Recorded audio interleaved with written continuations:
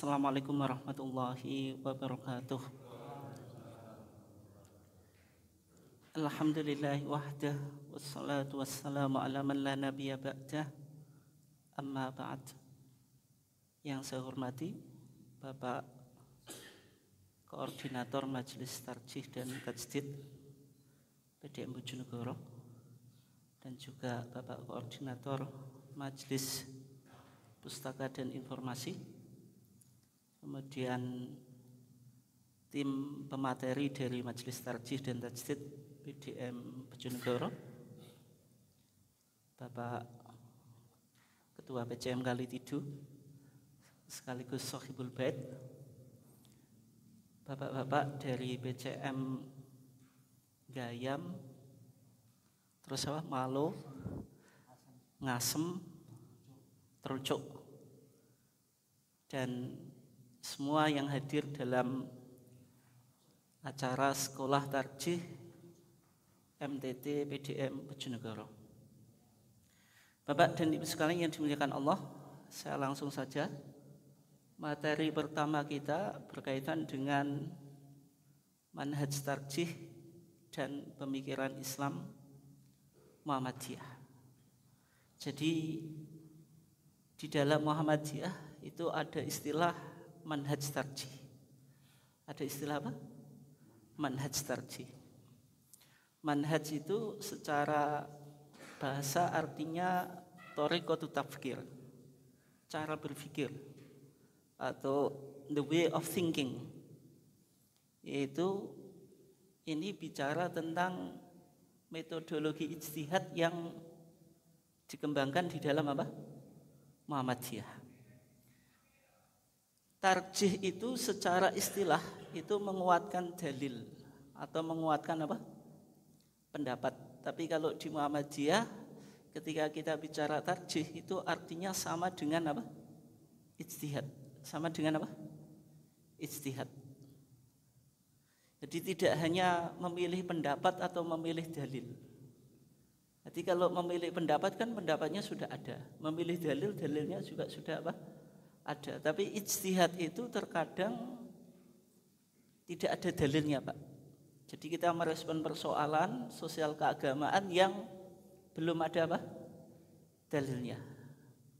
Misalnya di era kontemporer ini banyak persoalan yang muncul. Misalnya fikih lalu lintas, itu enggak ada dalilnya secara apa? Khusus. Kita wajib mentaati lalu lintas atau tidak. Itu yang disebut apa? Ijtihad. Jadi ijtihad itu baik ada dalilnya maupun belum ada. Nah, secara mudah yang disebut dengan manhaj tarjih itu ya metodologi ijtihad yang ada di dalam Muhammadiyah, nanti berdasarkan yang pertama Al-Quran dan As-Sunnah Maqbulah. Pendekatannya itu tiga, ada bayani, ada burhani, ada apa? Irfani. Nanti saya jelaskan ya. Pendekatannya ada tiga, bayani, burhani, irfani.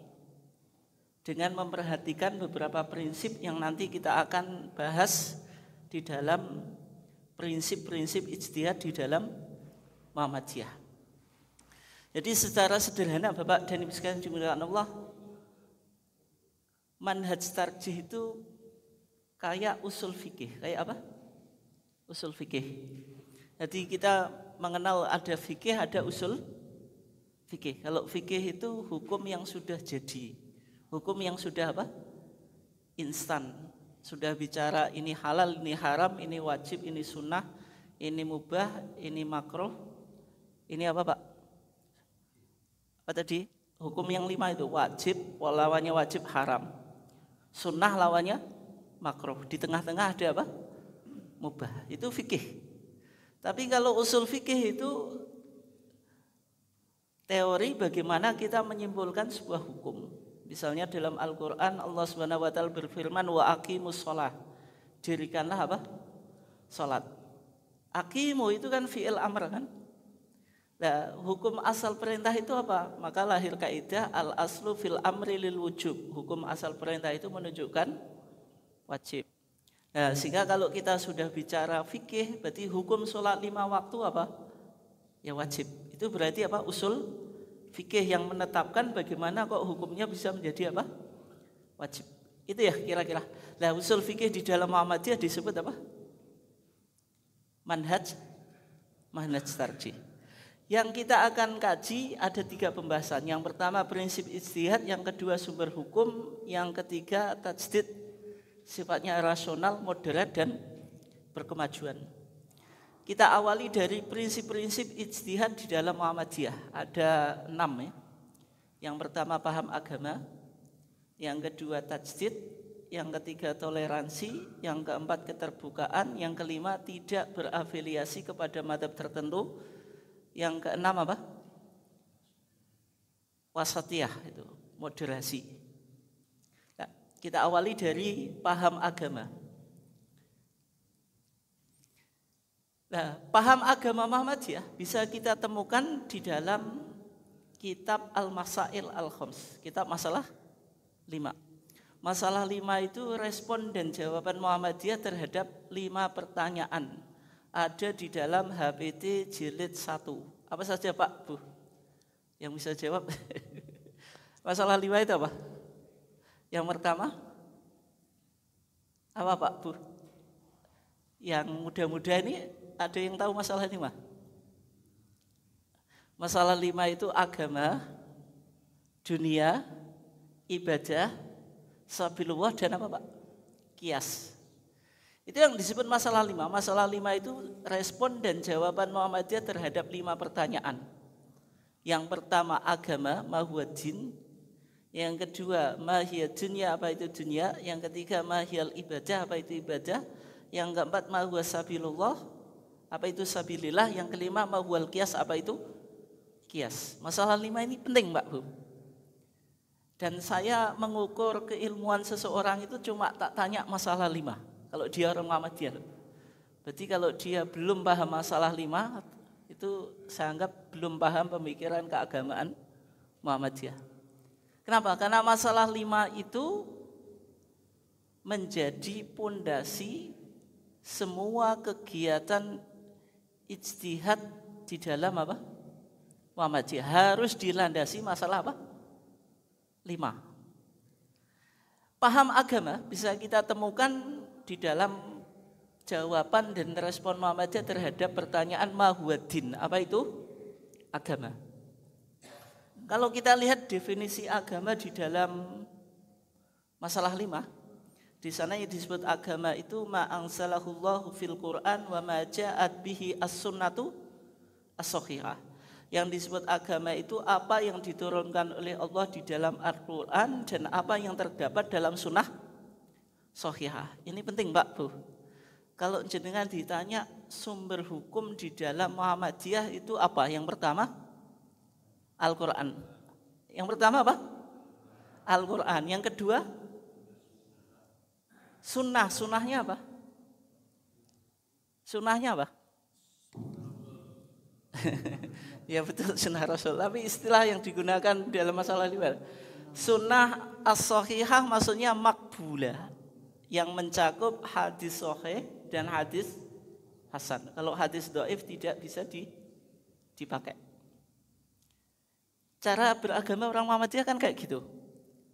Karena kita tidak berafiliasi kepada mazhab apa? Tertentu, sehingga beragama kita yang merujuk yang pertama kepada Al-Quran, yang kedua kepada apa? Sunnah. Yang penting dicatat Pak Bu, ketika saya sebut sunnah, yang pertama Al-Quran, yang kedua sunnah, itu sunnah dalam hitungan, tapi dalam kedudukan itu sunnah atau Al-Quran dan sunnah itu satu level atau apa Pak? Statusnya apa? Sama, kedua-duanya wahyu. Tapi kalau dalam hitungan itu ya kita menyebutnya Al-Quran pertama, yang kedua apa? Sunnah, tapi secara status dan kedudukan apa? Sama. Bisa dipaham Pak Bu? Nah, dari sini bisa kita pahami, berarti paham agama Muhammadiyah ketika kita bicara tentang agama itu sumbernya harus jelas. Yaitu yang pertama Al-Quran, yang kedua apa? Sunnah. Sunnahnya apa? Makbulah atau sahihah.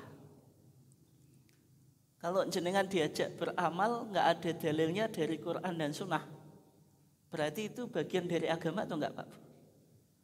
Enggak ada. Contoh gampangnya ya, kenapa kok Muhammadiyah enggak tahlilan pasca kematian? Ya karena tidak ditemukan dalilnya dari Quran dan As-Sunnah. Sederhananya gitu. Oke. Nah, berikutnya tajdid. Ini prinsip yang kedua. Tajdid itu secara bahasa artinya pembaruan. Artinya apa? Pembaruan. Tapi di dalam Muhammadiyah tajdid itu memiliki dua makna. Yang pertama purifikasi, yang kedua apa? Dinamisasi. Yang pertama purifikasi, yang kedua dinamisasi. Purifikasi itu artinya apa? Pemulihan. Maksudnya Muhammadiyah ingin mengembalikan kemuliaan ajaran agama Islam sesuai dengan sumbernya, yaitu Al-Quran dan As-Sunnah apa? As-Sahihah atau Maqbulah. Nanti dilakukan oleh Muhammadiyah dalam dua bidang. Tajdid dalam arti apa? Purifikasi. Yang kedua, yang pertama, ini bidang pertama Pak, yaitu bidang akidah. Oleh sebab itu di dalam Muhammadiyah,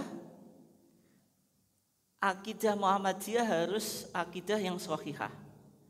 Akidah yang sahihah itu harus terhindar dari penyakit yang diistilahkan dengan apa? TBCS. T-nya apa? Ini penting Pak Bu. Saya kemarin ngisi di itu ya, di MPKSDI Yuna keempat, 4 kecamatan itu guru-guru Pak. Saya tanya TBCS itu enggak tahu.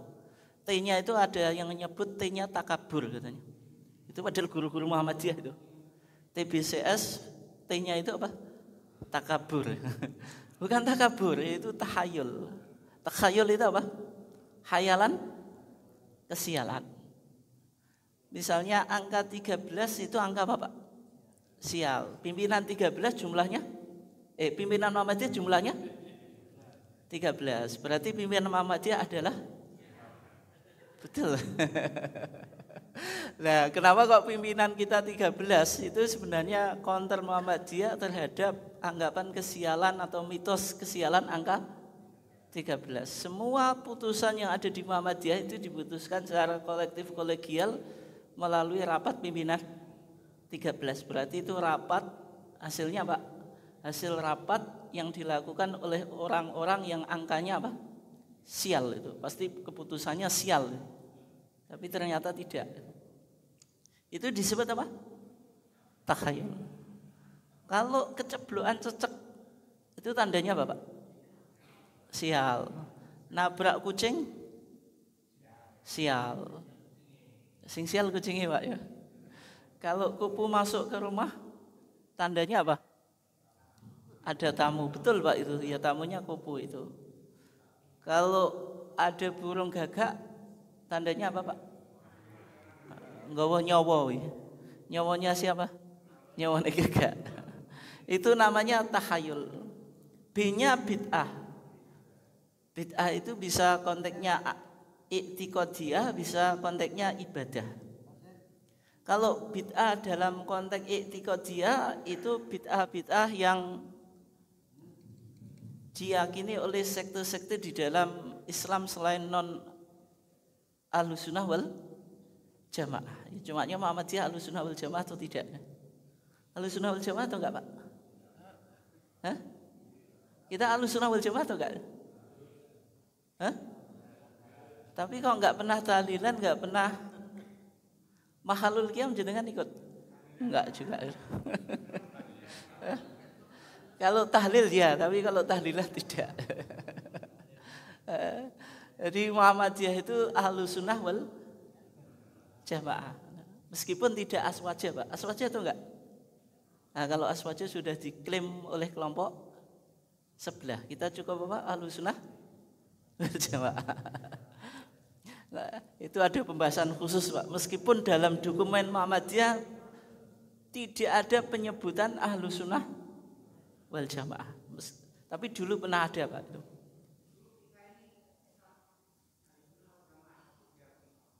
Ya, Islam Ahlussunnah wal Jamaah, tetapi Pak Kita tetap Ahlus Sunnah wal Jamaah. Oke. C-nya itu khurafat. Dulu pakai C ya, sekarang pakai kaf. Khurafat. Artinya apa? Percaya pada mitos. Misalnya orang yang hidup di samping laut selatan itu ada mitos Nyi Roro Kidul. Tiap desa juga punya mitos-mitos tertentu, Pak.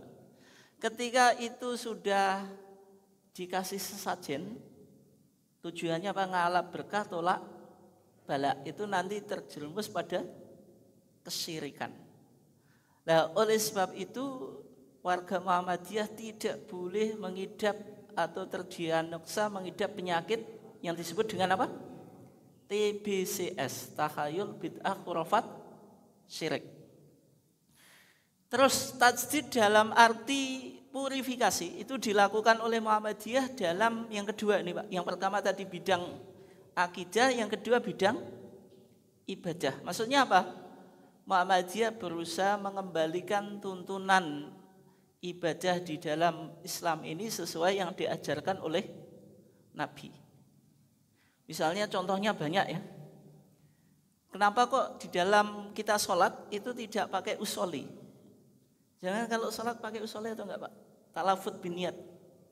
Nanti mau sholat duhur niatnya apa? Usolli fardhu duhri arba'ah rakaatin mustaqbilal kiblati adaan makmuman atau imaman? Makmuman lillahi ta'ala. Tapi kok semuanya masih hafal ya? Nah, kenapa kok kita enggak pakai? Karena tidak ada dalilnya atau tuntunannya dari Nabi.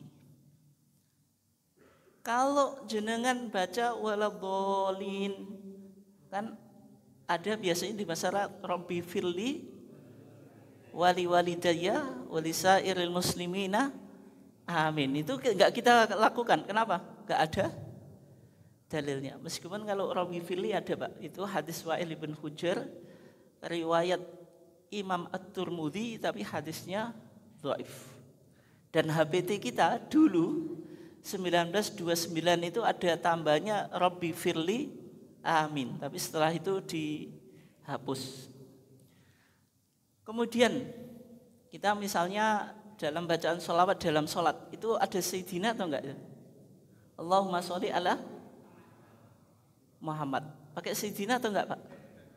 Bukankah itu jangkar kepada Kanjeng Nabi? Ya, karena kaidah dalam ibadah itu apa, Pak? Al-aslu fil ibadah al-ittiba. Hukum asal ibadah itu ya mengikuti tuntunan Nabi. Bahkan nanti kalau kita baca HPD itu kenapa kok Muhammadiyah enggak pakai Sayyidina? Itu yang dikutip malah kitab Al-Um, Pak. Wa fil dalam kitab Al-Um. Itu kitabnya apa? Imam Syafi'i. Muhammadiyah akan menunjukkan Imam Syafi'i saja enggak pakai Sayyidina, meskipun sama pengikut mazhab Syafi'i atau Syafi'iyah, ulama-ulama mereka yang mutaakhirin mensunahkan adanya tambahan Sayyidina dalam bacaan sholawat di dalam apa? Sholat. Meskipun Muhammadiyah tadi tajdidnya purifikasi dalam bentuk dalam bidang ibadah, tapi bukan berarti menafikan tanawu fil ibadah, Pak. Tanawu fil ibadah itu apa? Ibadah itu boleh beda-beda selama dasarnya Al-Quran dan sunnah makbulah atau sunnah apa? Sahihah. Contohnya doa iftitah itu apakah hanya Allahumma ba'id atau boleh yang lainnya, Pak Bu? Apa contohnya? Wajah tuh apalagi? Allahu Akbar kabir. Itu boleh. Di HPT kita, HPT jilid 3 itu mengakui 3 varian doa iftitah itu. Yaitu apa? Allahumma ba'id, wajahtu, terus Allahu Akbar kabir. Boleh itu. Meskipun seolah-olah sudah menjadi politik identitas, Pak. Kalau Muhammadiyah Allahumma ba'id, kalau di masyarakat apa, Pak? Allahu Akbar apa? Kabir atau wajahtu. Kalau di masyarakat digabung ini wajahtu itu penggabungan doa iftitah. Hadisnya 2 tapi dibaca sekaligus, Pak. Dan wajahtunya itu tidak dibaca secara lengkap. Dan doa kan cuma diputus wa ana minal muslimin, itu masih ada terusannya cukup panjang gitu. Nah, terus misalnya sekarang doa ruku itu apa saja Pak yang jangan baca? Subhanakallahumma rabbana wa bihamdika Allahumma. Itu hadisnya siapa Bu? Hadisnya siapa Bu? Aisyah. Hadisnya Aisyah. Aisyah bilang kana sallallahu alaihi wasallam yukthiru ayyakula fi ruku'ihi wa sujudihi subhanakallahumma rabbana wa bihamdika Allahumma firli. Boleh yang lain atau enggak? Apa Pak? Ada wa bihamdi atau enggak? Kalau Muhammadiyah enggak tahu.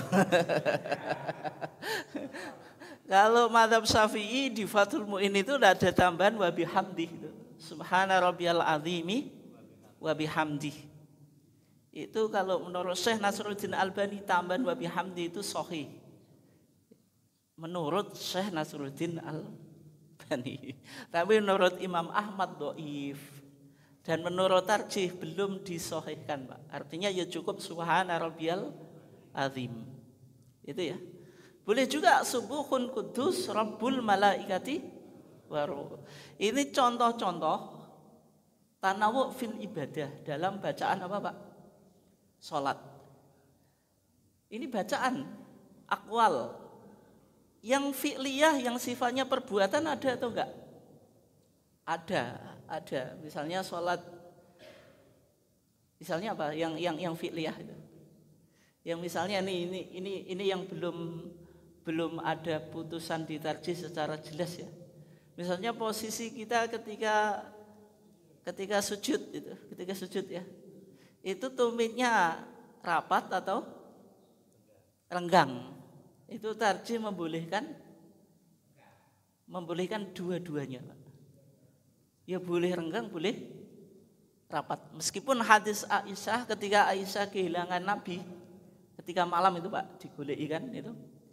Aisyah itu apa? Meletakkan tangannya ke dua telapak kakinya Rasulullah. Itu kan berarti menunjukkan satu telapak tangan kena dua telapak kaki, itu berarti kan rapat Pak.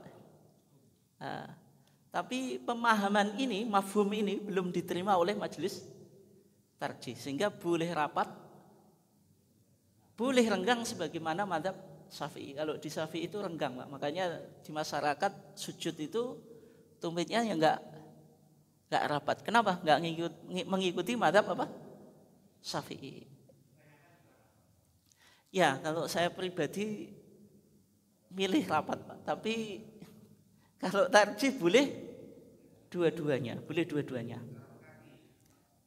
Kalau gimana Pak?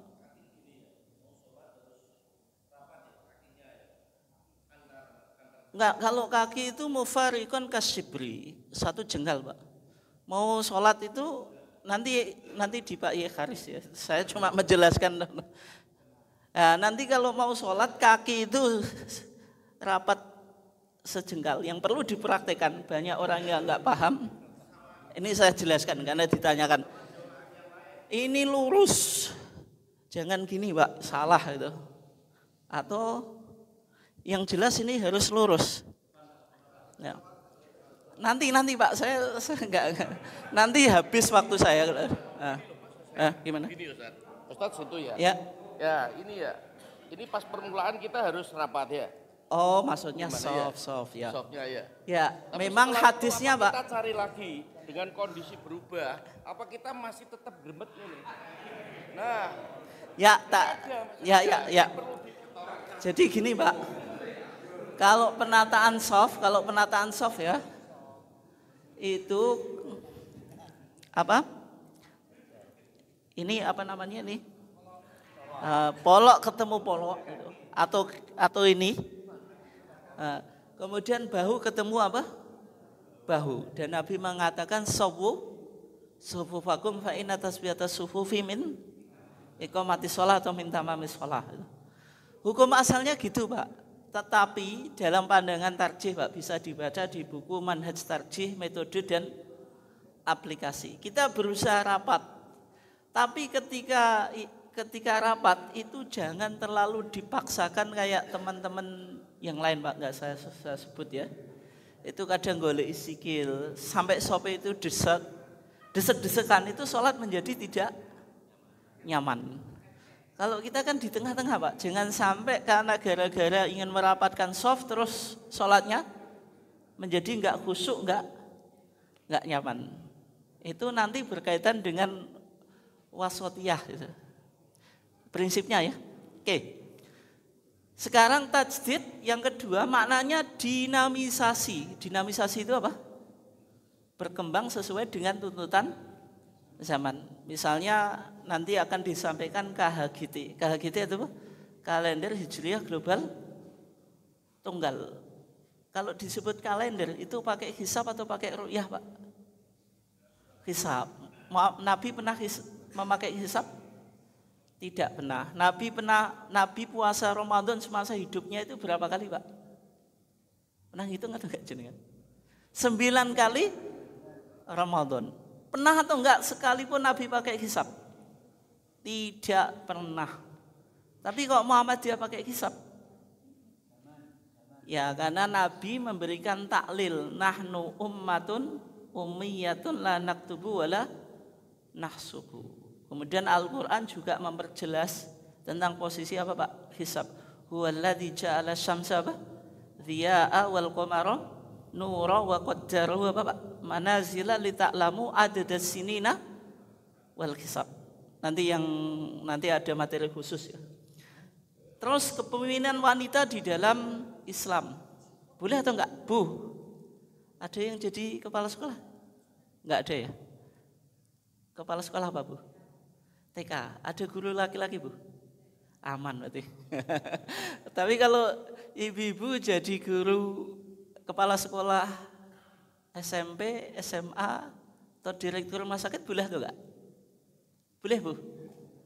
Padahal Nabi bilang lan yufliha qaumun walau amrahum imra'atan. Enggak akan beruntung suatu kaum yang menyerahkan urusannya pada wanita. Hadisnya sahih atau enggak? Sahih, rawahul Bukhari. Hadis riwayat Imam Bukhari kok jenengan apa Pak? Tolak. Nah itu nanti memahaminya pada ilahnya Pak. Kenapa kok Nabi dulu tidak memperbolehkan wanita menjadi apa? Pemimpin. Konteks sekarang mengalami apa Pak? Perubahan. Enggak usah saja.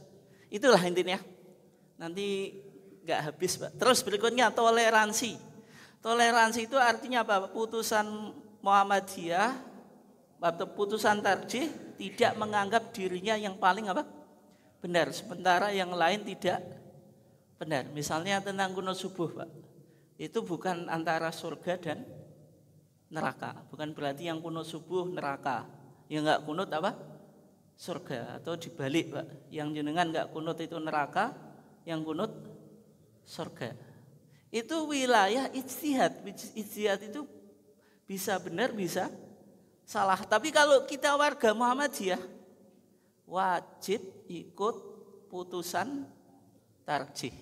Kalau enggak mau ikut putusan tarjih terus mau ikut putusan siapa Pak? Makanya kalau Masjid Muhammadiyah kunut ya perlu untuk ditegur Pak. Ditanya ini betul-betul loyal kepada Muhammadiyah atau tidak. Tapi kalau jenengan sebagai warga Muhammadiyah menyalahkan masjid yang lain yang kunut, boleh atau enggak? Tidak. Itu artinya apa Pak? Majelis tarjih bersifat apa? Toleran. Kalau jenengan misalnya sholat waktu perjalanan mendapatkan masjid umum sholat subuh, imamnya secara umum kunut atau enggak Pak? Kunut atau enggak? Kunut. Jenengan derek sholat jamaah atau sendirian lebih baik? Diulangi atau enggak nanti sholat subuhnya Pak? Kenapa Pak? Nah, bagaimana hukum makmum kepada imam yang kunut subuh, Pak? Itu contoh prinsip toleransi ya. Oke. Prinsip keterbukaan, artinya putusan tarjih itu boleh dikaji ulang, Pak. Dan boleh mengalami apa? Perubahan. Contohnya dulu memasang gambar bayi Ahmad Dahlan itu hukumnya haram. Tapi putusan berikutnya apa Pak? Dicabut boleh. Dan sampai sekarang warga Muhammadiyah umum memasang apa? Gambar bayi Ahmad Dahlan. Ya kan? Contoh yang lain. Kriteria awal waktu subuh kita di HPT jilid 3 itu minus 20 derajat. Sekarang menjadi minus berapa Pak? Berapa Pak? Nek nggak pernah ngaji tarjih ya nggak tahu Pak. Meskipun ngaji tapi ngajinya nggak ada yang ke tarjih ya belas nggak tahu. Itu pentingnya ngaji tarjih Pak. Minus 18 derajat. Karena 1 derajat itu 4 menit, berarti kita mundur 8 menit. Kan dari minus 20 menjadi minus 18. 1 derajat 4 menit berarti mundur 8 menit. Itu mengalami perubahan itu. Dulu minus 20 derajat, sekarang minus 18 derajat. Artinya ijtihad Muhammadiyah itu bisa berubah. Sebagaimana mazhab Syafi'i punya qaul qadim, punya qaul jadid. Bukan berarti berubah itu lenya-lenya Pak. Justru nek jenengan pemahamannya enggak pernah berubah Pak. Sejak dulu itu saja. Dudono nek jenengan enggak tahu ngaji. Ilmunya ya itu saja. Enggak pernah bertambah. Justru semakin kita banyak baca kitab, semakin banyak ngaji, pandangan-pandangan yang dulu kita yakini itu bisa jadi mengalami apa Pak? Perubahan. Sehingga prinsip keterbukaan ini prinsip yang penting dalam apa? Prinsip ijtihad di dalam Muhammadiyah. Selanjutnya, prinsip tidak berafiliasi kepada mazhab. Artinya apa? Muhammadiyah dalam mengamalkan ajaran agama Islam ini langsung kepada Al-Quran dan As-Sunnah apa tadi? Sahihah itu. Tidak berafiliasi kepada mazhab tertentu. Tapi yang menjadi pertanyaan, apakah pendapat mazhab itu tidak penting bagi Muhammadiyah Pak? Kitab kuning penting atau enggak? Penting atau enggak? Penting. Kenapa? Sebagai pertimbangan, rujukan untuk kita memahami Al-Quran dan As-Sunnah. Kita enggak mungkin bisa memahami Quran dan Sunnah tanpa membaca karya-karya ulama di dalam apa Pak? Kitab-kitab kuning. Fikih 4 mazhab itu penting sebagai apa? Pertimbangan. Tapi bukan berarti dari A sampai Z harus kita terima. Ada yang kita terima, ada yang tidak. Sehingga kesimpulannya Muhammadiyah tidak bermadzhab, tapi juga tidak anti apa? Mazhab. Jelas Pak ya? Ketika Muhammadiyah tidak bermadzhab, apakah Muhammadiyah ingin membangun mazhab baru? Ya atau enggak? Sehingga lahir mazhab yang kelima. Itu mazhab Muhammadiyah. Kan ada mazhab Hanafi, pengikutnya Hanafiyah, Maliki pengikutnya apa? Malikiyah, Syafi'i pengikutnya Syafi'iyah, Hambali pengikutnya Hanabilah atau Hambaliyah. Sekarang ada mazhab baru yaitu apa? Muhammadiyah. Betul atau enggak Pak? Ya sebenarnya ada 4 syarat pemikiran itu disebut mazhab. Yang pertama ada imam mazhab. Yang kedua ada metode istimbat atau ijtihad. Yang ketiga ada produk hukum. Yang keempat memiliki pengikut. Itu 4 syarat yang enggak tahu kalau jenengan bisa nambahi. Metode ijtihad kita punya yaitu manhaj tarjih. Produk hukum punya Pak. Yaitu HPT jilid 1 dan 3. TJA tanya jawab agama, fatwa, tarjih sudah terbit jilid 1 sampai berapa Pak? Yang PCM sudah punya. Coba HPT, PCM ada yang sudah punya? Ada atau sudah punya? Belum Pak? Yang tadi PCM sudah punya Pak? HPT berapa?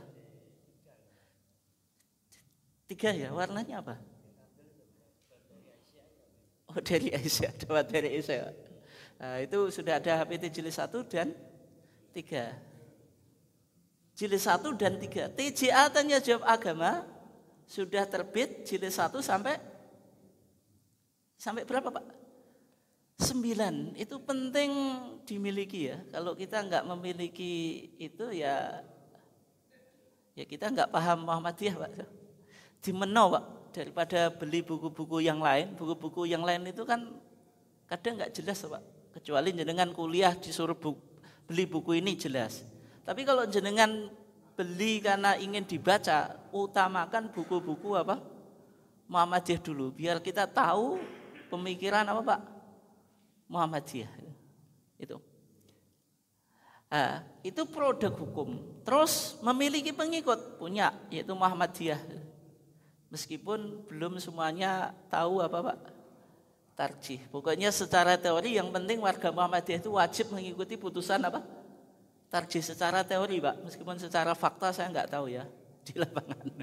Nah, Muhammadiyah itu sudah bisa disebut mazhab kecuali syarat yang pertama terganjal Pak. Belum punya imam mazhab. Siapa imam mazhab di Muhammadiyah? Siapa Bu? Imamnya siapa? Kan belum ada sampai sekarang. Oleh sebab itu Muhammadiyah belum bisa disebut apa? Mazhab. Berarti Muhammadiyah itu bukan mazhab. Itu pemimpin organisasi. Kalau imam itu kan punya ijtihad dalam konteks keagamaan. Ya mujtahid mutlak Pak. Siapa kita yang memenuhi kriteria mujtahid mutlak Pak? Enggak ada. Oke, berikutnya sumber ajaran agama yang pertama Al-Quran, yang kedua apa? Sunnah. Sunnahnya disebut sunnah apa? Makbulah. Sunnah itu ada 3 Pak. Qauliyah, fi'liyah, takririyah. Ucapannya Nabi, perbuatan Nabi, ketetapan Nabi. Yang memenuhi kriteria hadis sahih dan hasan. Kalau dhaif tidak bisa dipakai. Kalau hadis dhaif tidak bisa apa? Dipakai. Ya contohnya kita baru melewati bulan Maulid Pak. Kan ada hadis yang disebutkan oleh Mbah Nawawi Al-Bantani di dalam kitab syarahnya Maulid Al-Barzanji, yaitu namanya apa Pak? Madarijus Su'ud ila Iktisail Burud. Man adzama maulidi kuntu syafi'an lahu yaumal qiyamah. Siapa yang mengagungkan hari Maulidku, saya akan ngasih syafaat baginya di hari kiamat. Wa man anfaqa dirhaman fi maulidi faka'annama anfaqa jabalan minadz-dzahabi fi sabilillah taala. Siapa yang menginfakkan 1 dirham saja di maulidku, seakan-akan dia infak 1 gunung emas. Itu sabdanya Nabi. Yang mengutip siapa? Mbah Nawawi Al-Bantani. Tapi apakah kita terima? Tidak Pak. Karena hadisnya enggak memenuhi kualifikasi hadis sahih maupun hasan. Itu maudhu, yaitu palsu. Oke. Nah, ini yang selanjutnya. Ini masih berapa menit ini? Berapa menit? Berapa Pak? Masih lama ya. Nah, kita masuk pada tajdid di dalam Muhammadiyah ya. Muhammadiyah di dalam Muqaddimah Anggaran Dasar disebutkan Muhammadiyah adalah gerakan Islam.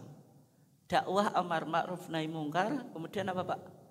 Dan tajdid berdasarkan Al-Quran dan As-Sunnah.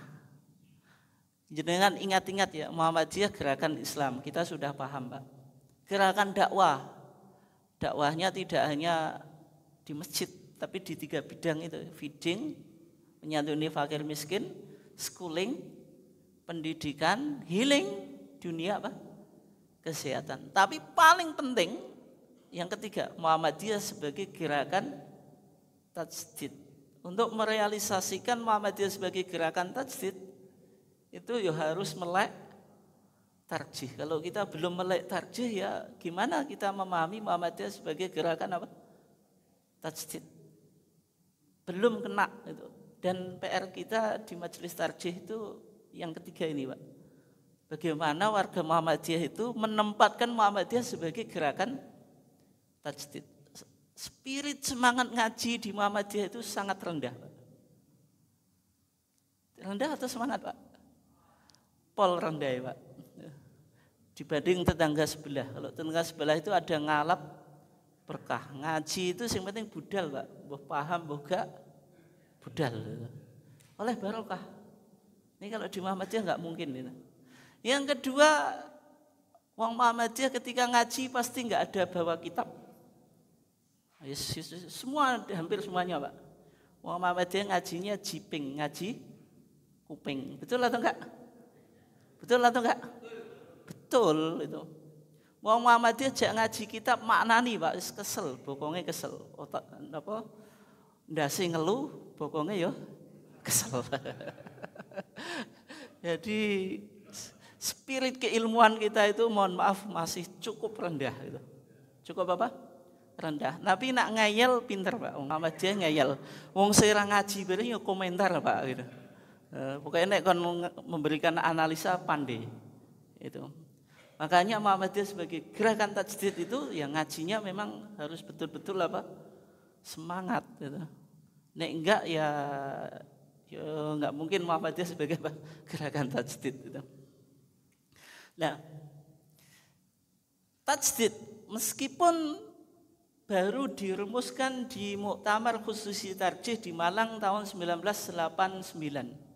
Tapi sebenarnya tajdid itu bisa kita lihat dari apa yang dilakukan oleh Mbah Ahmad Dahlan. Misalnya Mbah Ahmad Dahlan itu sudah melakukan pelurusan arah kiblat pakai hisab hakiki. Menurut Kiai Raden Hajid, Mbah Ahmad Dahlan itu sudah mengkritik beberapa amaliyah yang ada di masyarakat. Misalnya sholat qobliyah Jumat 2 rakaat dikiaskan dengan sholat apa? Zuhur. Adzan Jumat 2 rakaat. Kok 2 rakaat? Adzan Jumat 2 kali. Taklid kepada ulama tanpa tahu dalil-dalilnya. Pokoknya derek Mbah Yai itu. Ya, itu yang dikritik oleh Mbah Ahmad Dahlan. Terus ketika Mbah Ahmad Dahlan meninggal tahun 1925, Muhammadiyah itu organisasi yang pertama, ini yang penting, Pak, yang melakukan sholat Id di Indonesia di lapangan. Kalau sekarang selain Muhammadiyah sudah banyak, Pak, yang melakukan sholat Id di lapangan. Betul atau enggak? Tapi siapa yang melopori itu? Muhammadiyah tahun 1925. Yang ketiga itu Muhammadiyah tidak hanya dituduh sesat. Dituduh sesat karena menyelisih pendapat mazhab apa, Pak? Syafi'i. Yang kedua, dianggap sama pemerintah Hindia Belanda ini mengancam stabilitas nasional atau nanti akan memicu lahirnya apa, Pak? Nasionalisme. Artinya tidak menguntungkan pemerintah apa? Hindia Belanda. Tapi Muhammadiyah karena memahaminya praktek Nabi sholat Id itu kan di lapangan, hanya sekali Nabi sholat apa? Id di masjid. Itu pun ada sebabnya apa, Pak? Asobahum matoron. Ketika itu turun hujan sebagaimana hadis Abu Hurairah. Nah, Muhammadiyah karena ingin ittiba'un Nabi meskipun punya tantangan dari kaum tradisional maupun perizinan dari Hindia Belanda tetap dilakukan, Pak. Kongres ke-16 ini tahun 1927. Muhammadiyah itu sudah ini, Pak, Muhammadiyah mengusahakan agar khutbah Jumat itu disampaikan dalam bahasa Bumi Putra. Dulu bahasanya Bumi Putra ya. Artinya boleh pakai bahasa daerah atau bahasa Indonesia. Dalam Fathul Mu'in, Pak. Ini saya bawa kitabnya tapi enggak usah saya tunjukkan, saya hafal takbirnya. Wa syurita fihi ma Arabiyah, wa syurita lan den syaratake fihi ma ing dalam khutbah loro khutbah Jumat. Apa Arabiyah pakai bahasa Arab. Berarti syarat sahnya khutbah itu harus pakai bahasa Arab. Kenapa? Litiba'is salafi wal khalaf, karena mengikuti generasi salaf dan generasi khalaf. Nabi itu khutbahnya pakai bahasa apa, Pak? Bahasa Arab. Dan Nabi tidak pernah khutbah pakai bahasa Jawa dan bahasa Indonesia, Pak. Nah, kalau jenengan nggak percaya, silakan dibantah, Pak. Nabi pernah khutbah pakai bahasa Indonesia? Nggak pernah. Tapi kalau jenengan khutbah pakai bahasa Indonesia atau Jawa itu ngikuti siapa, Pak? Ngikuti Nabi atau ngikuti siapa? Nek ngikuti Nabi, Nabi tidak pernah khutbah pakai bahasa Jawa atau Indonesia. Nah, kita memahaminya dengan taklil, Pak, mencari alasan. Esensi khutbah itu apa? Menyampaikan nasihat. Kalau menyampaikan nasihat wajib dipahami atau sekedar seremonial, Pak? Wajib dipahami, sehingga boleh khutbah dengan bahasa bumi putra itu. Terus zakatul fitri. Di masa jenengan zakatul fitri itu dikasihkan siapa, Pak, Bu?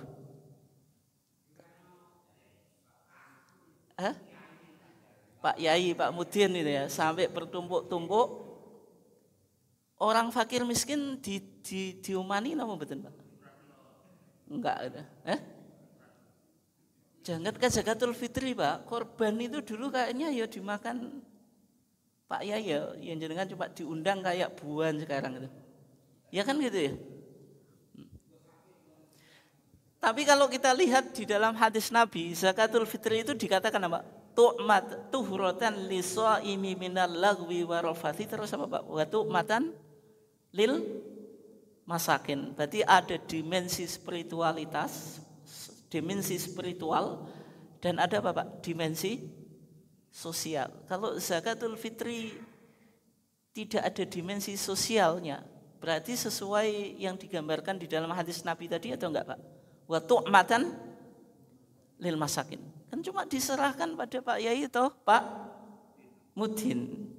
Nah, problem fikih orang tua ketika itu atau kaum tua, zakatul fitri itu beda dengan zakatul mal. Kalau zakatul mal itu ada kepanitiaan kan, khudz min amwalihim, Mbak. Tapi kalau zakatul fitri tidak ada kepanitiaan, sehingga ya cukup dikasihkan ke Mudin. Tapi Muhammadiyah berani merubah ketika itu. Dibentuklah kepanitiaan zakatul fitri. Zakatul fitri tidak hanya dikasihkan Mudin atau Pak Yai, tapi ke siapa, Pak? 8 asnaf atau fakir miskin? Nah, putusan tarjih juga mengalami perubahan, Pak. Kalau jenengan lihat di kitab zakat, karena waktu matan lil masakin, zakat fitri itu dikasihkan fakir miskin. Tapi di Munas tarjih di Gresik kemarin itu dirubah, Pak. Zakatul fitri tidak hanya untuk fakir miskin, juga berlaku untuk asnaf 8 itu. Berarti kan ada perubahan putusan. Dulu untuk fakir miskin, sekarang apa?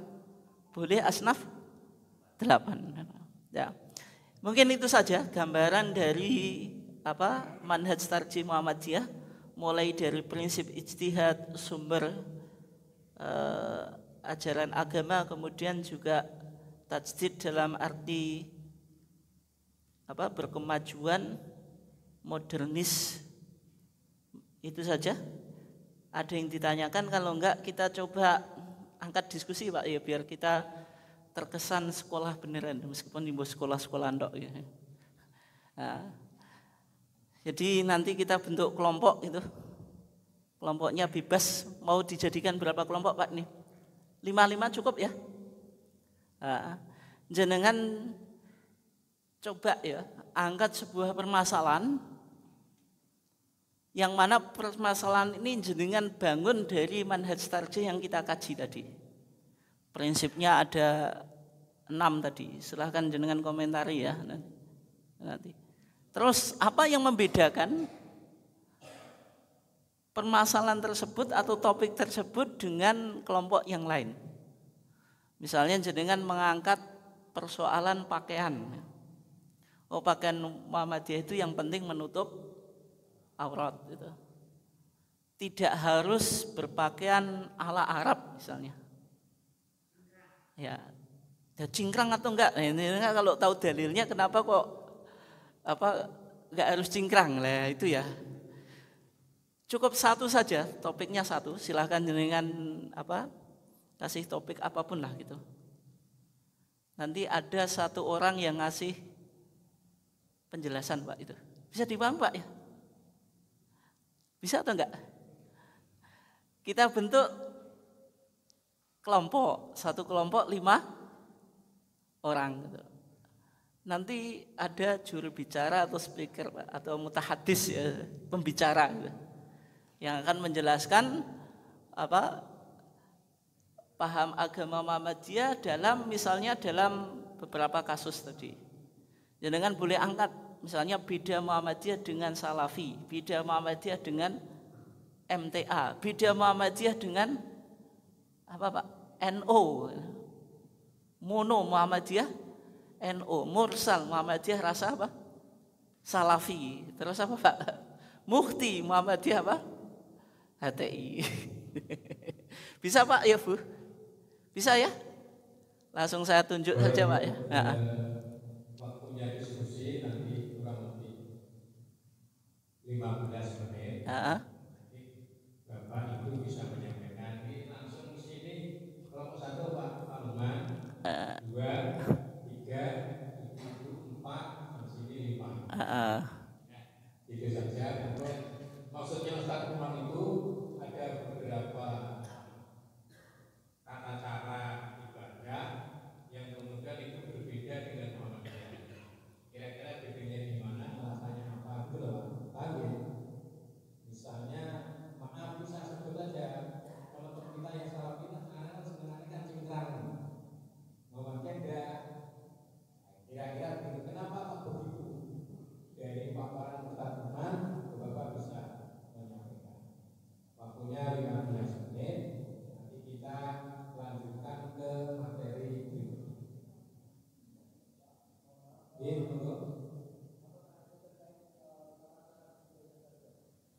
Nggak, bebas. Nggak harus ibadah. Tidak harus dalam hal ibadah Allah, boleh hal yang muamalah silakan. Bahkan dalam hal pikiran saja boleh.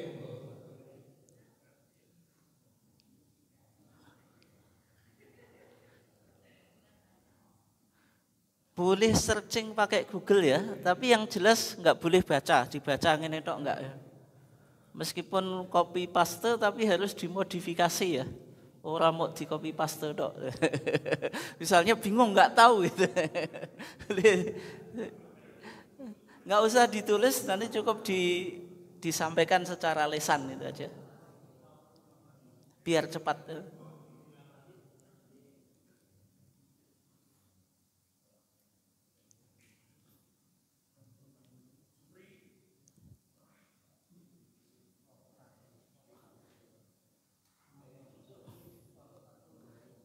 Ya, kelompok 1 kelompok Kiai Haji Ahmad Dahlan. Kelompok 2 kelompok apa Pak? Oh jangan.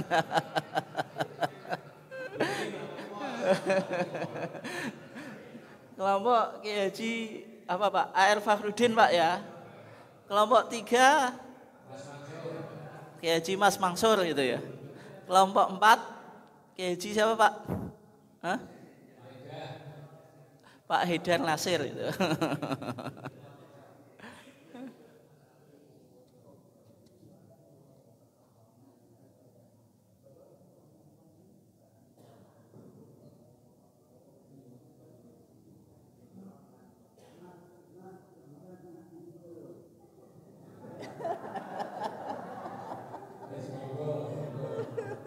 Sama yang dihadapi di masyarakat itu lebih mudah.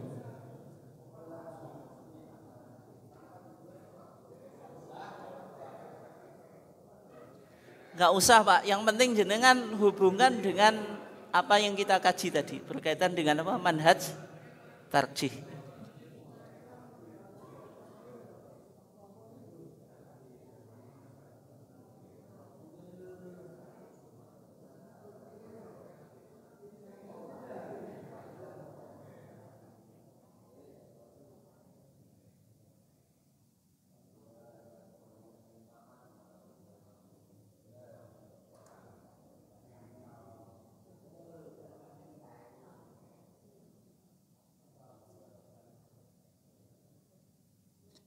Ayo, sudah ada yang siap?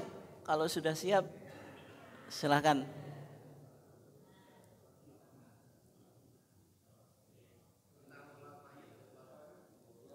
Bebas Pak, bebas. Sudah siap ya?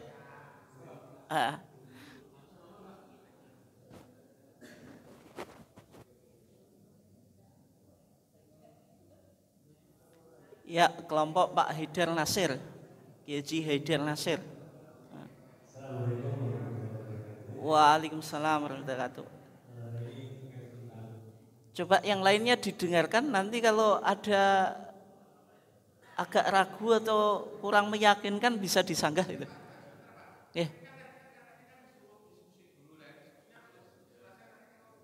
Ya di jenengan dengerin karena waktu kita materinya kejar-kejaran ya Pak. Ya. Jadi sambil diskusi sambil dengarkan gitu. Ya.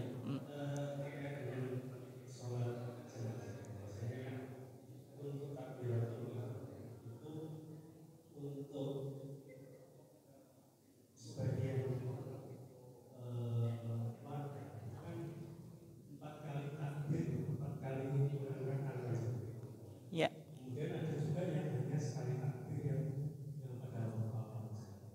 Sekali takbir atau sekali angkat tangan, Pak? Ya.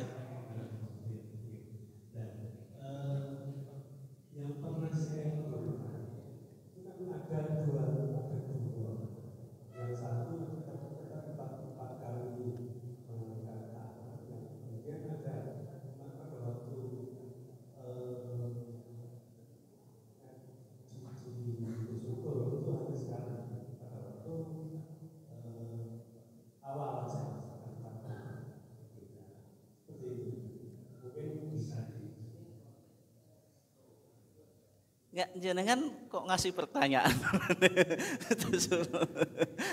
Jadi mengangkat sebuah topik, jenengan jelaskan perspektif Muhammadiyah ini gitu loh.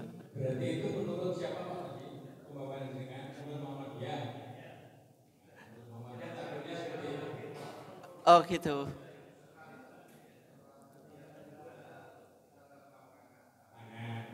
Jadi kalau sholat jenazah menurut pemahaman Bapak ini dan menurut Muhammadiyah itu hanya di rakaat atau di takbir pertama.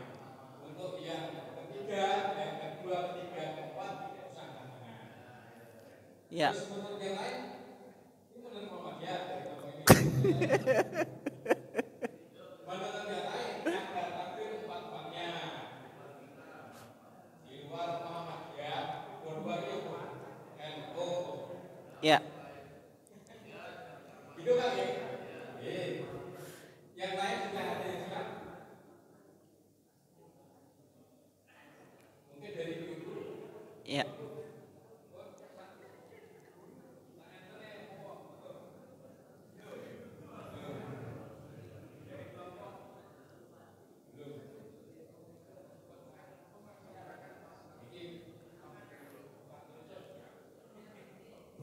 Ya, silakan Pak. Assalamualaikum. Nama kelompok?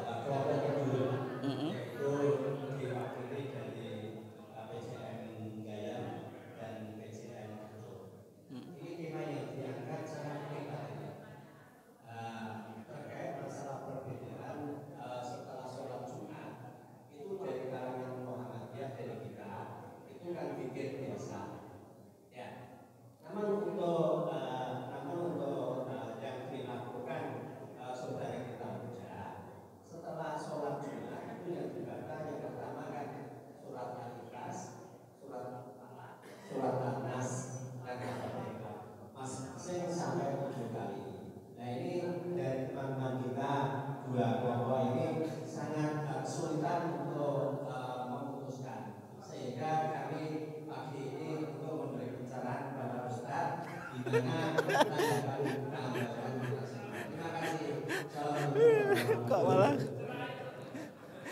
jadi ber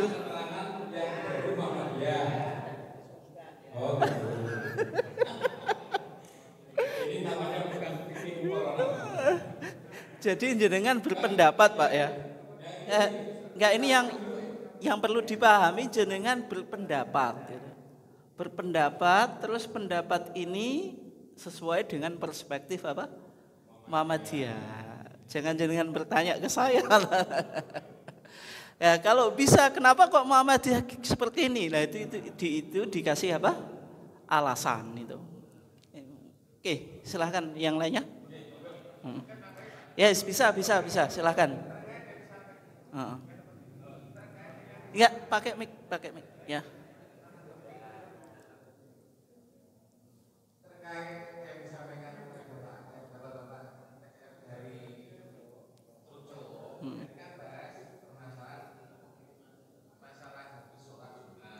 Ya.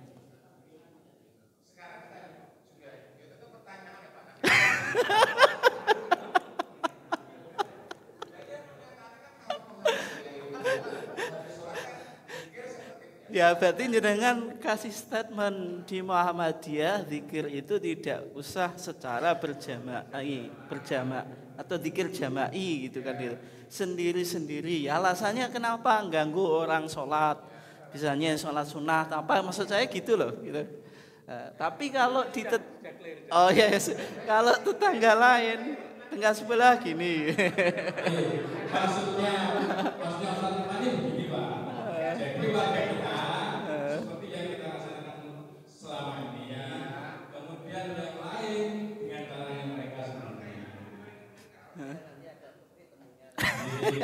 Ya.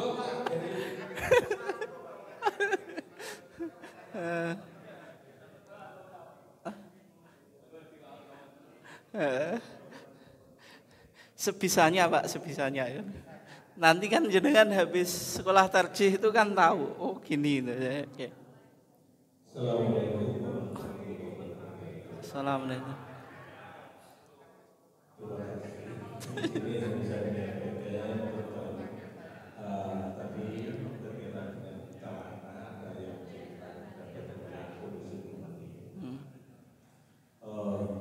Kalau di kelompok sebelah itu kalau menggunakan celana di bawah mata kaki itu dianggap masuk neraka.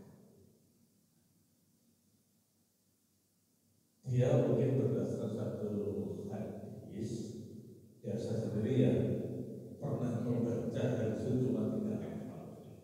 Kalau kita itu memakai celana di bawah mata kaki lapisan bagian tumit itu termasuk bentuk sombong. Maka ada yang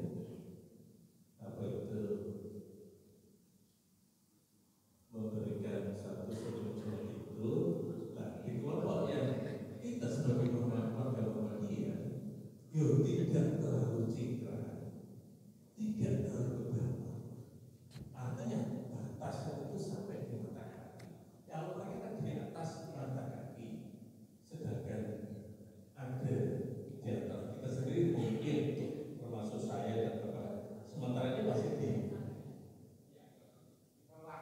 bawah mata kaki. Nah, itu berdasarkan banyak hadis saya sudah pernah membaca itu termasuk bentuk kesombongan. Pada itu kalau menurut pendapat saya itu mata biar tidak terlalu tidak sebagai sombong dan juga tidak sebagai apa itu standar kita termasuk yang kelompok masuknya tadi.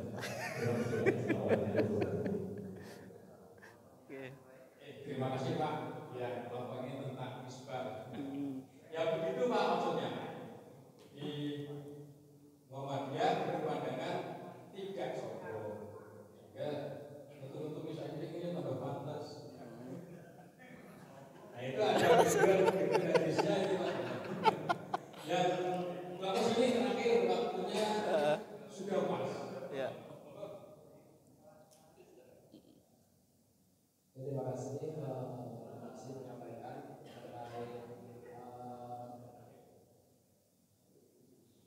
terkait pembahasan yang kami ambil yaitu tentang tradisi sedekah bumi yang masih tenang.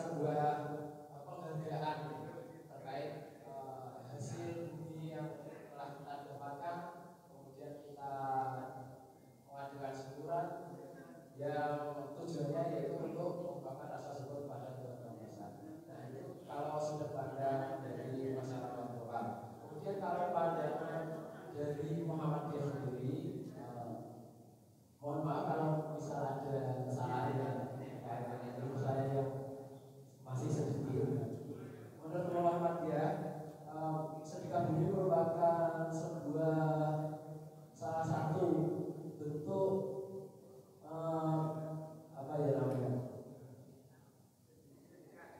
perbuatan yang termasuk yang dapat dikategorikan sebagai bentuk apa tadi?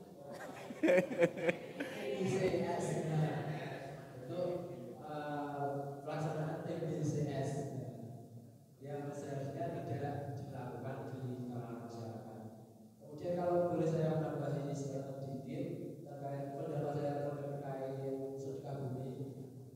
Untuk sedekah bumi ini mungkin kedepannya bisa dimanfaatkan oleh Muhammadiyah untuk menarik masyarakat di kalangan sepuh-sepuh yang pemikirannya masih susah untuk dibentukkan pandangan Muhammadiyah agar dapat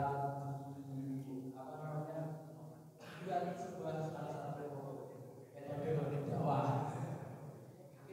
Dari namanya terlebih dahulu atau niatnya terlebih dahulu, kemudian dipindahkan sedikit demi sedikit, akhirnya menjadi sebuah kelulusan. Sekian itu dari kelompok kami, dan maaf bila ada kesalahan dalam bahasa saya. Sekian itu. Oke ya, saya tanggapi sebentar gitu. Yang kelompok sini itu yang jenengan sampaikan malah bertentangan dengan kitab jenazah HPT, Pak. Di Muhammadiyah takbirnya 4 kali dan tiap takbir mengangkat apa? Tangan. Itu di dalam kitabul jenazah di HPT jilid 1. Jadi kesan selama ini kalau Muhammadiyah itu kalau sholat id dan sholat mayit itu enggak ngangkat tangan, itu justru di dokumen kita di tarjih HPT justru ngangkat tangan. Ya enggak apa-apa, itu sebagai masukan kita supaya kita bacalah bagaimana pendapat tarjih itu. Terus yang sini kan ngasih pertanyaan atau statement, Pak ya. Jadi sudah jelas ya kalau di Muhammadiyah setelah sholat itu zikirnya kan enggak pakai zikir jama'i. Cukup apa Pak? Zikir fardi, zikir sendiri. Kenapa? Ya karena kan bisa jadi mengganggu orang yang sholat. Zikir jamaah itu kalau menurut Imam Syafi'i boleh, tapi bagi jamaah yang belum hafal zikir, Pak, sehingga imamnya itu melatih jamaahnya supaya hafal. Tapi kalau sekarang di Indonesia kan menjadi politik identitas, Pak. Masa sejak kecil sampai tua zikirnya berjamaah terus gitu.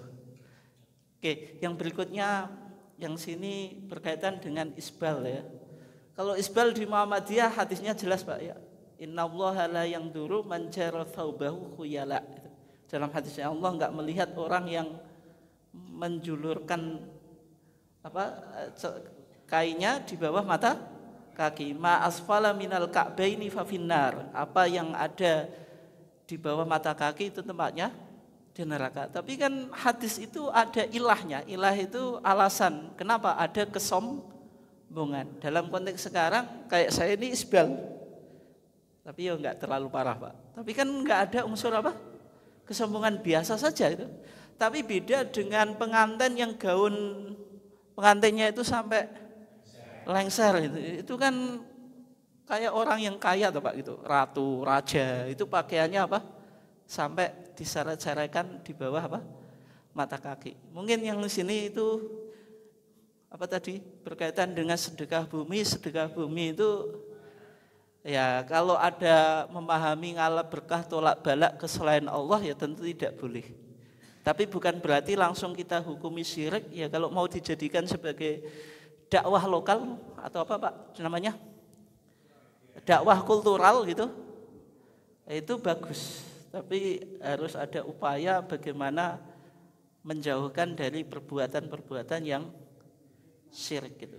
Justru tantangan kita kan bagaimana kita menjadikan budaya yang mungkin local wisdom ya, mungkin di beberapa budaya itu bertentangan dengan Islam, itu kita jadikan apa Pak, media dakwah yang disebut dengan dakwah apa?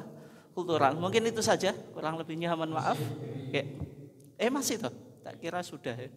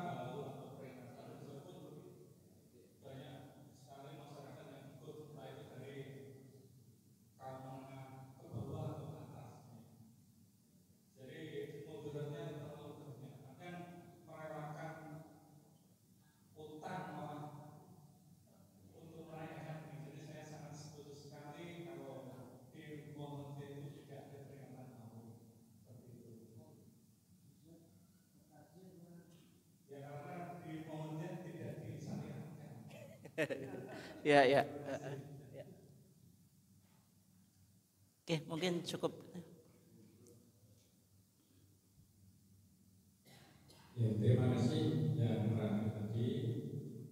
Memang kalau kita melihat fenomena di masyarakat itu banyak hal yang kemudian tidak sama dengan kita, tetapi kita juga tidak kemudian mereka itu salah begitu tidak, terus kita yang paling benar juga tidak.